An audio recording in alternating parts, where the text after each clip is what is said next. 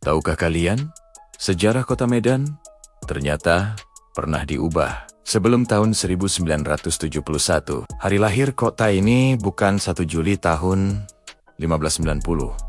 Lalu muncul satu nama yang tiba-tiba disebut sebagai pendiri Medan, yaitu Guru Patimpus. Tapi benarkah beliau pendiri kota ini?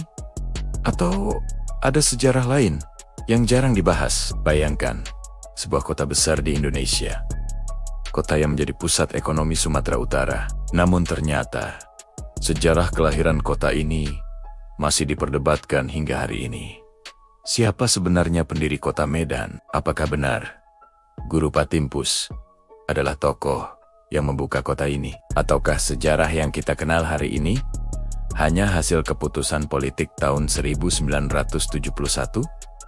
Mari kita telusuri kisahnya. Tidak banyak orang tahu, sebelum tahun 1971, hari jadi kota Medan sebenarnya bukan 1 Juli tahun 1590, melainkan 1 April tahun 1909. Tanggal ini merujuk pada pembentukan Gemeente Medan, pemerintahan kota pada masa kolonial Belanda. Namun bagi sebagian tokoh dan sejarawan saat itu, tanggal tersebut dianggap terlalu berbau kolonial Belanda. Akhirnya pada tahun 1971, diadakan sebuah seminar sejarah untuk menentukan hari lahir baru kota Medan. Dalam seminar tersebut, muncul satu nama yang kemudian diangkat sebagai pendiri kota Medan.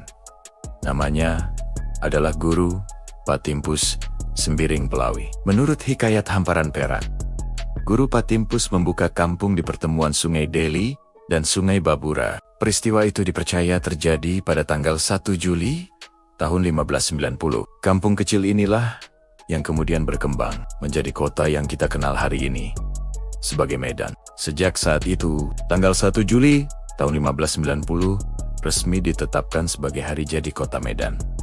Namun disinilah kontroversinya muncul. Penetapan Guru Patimpus sebagai pendiri Medan ternyata hanya bersumber dari satu naskah utama, yaitu Hikayat Hamparan Perak. Masalahnya, banyak sejarawan mempertanyakan apakah hikayat ini bisa dijadikan sumber sejarah utama, karena dalam metode sejarah modern, sebuah peristiwa biasanya harus didukung oleh banyak sumber berbeda, seperti arsip, prasasti, catatan kerajaan, atau bukti arkeologi. Kontroversi semakin besar ketika muncul perdebatan mengenai asal-usul dan keturunan Guru Patimpus. Dalam Hikayat Hamparan Perak disebutkan bahwa Guru Patimpus memiliki hubungan dengan tokoh besar dalam sejarah Batak. Hal ini kemudian memicu perdebatan panjang antara berbagai kelompok masyarakat di Sumatera Utara.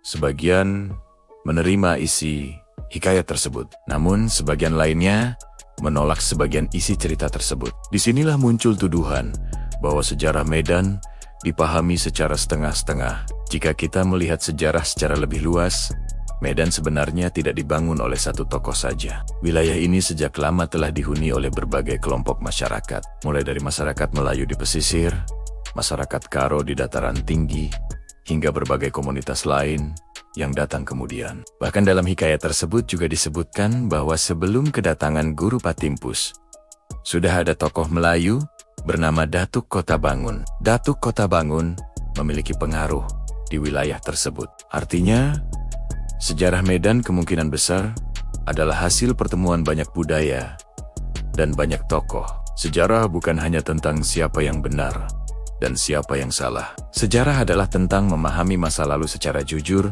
dan terbuka. Kota Medan hari ini berdiri dari percampuran berbagai budaya. Melayu, Karo, Batak, Tionghoa, India, dan banyak lainnya. Mungkin inilah yang justru membuat Medan menjadi kota yang unik dan kaya akan sejarah. Karena pada akhirnya, sebuah kota besar tidak pernah dibangun oleh satu orang saja. Bagaimana menurut kalian?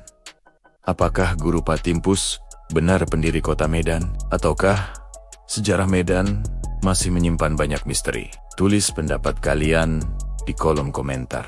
Dan jangan lupa, subscribe DJ Voice Productions untuk konten sejarah menarik lainnya.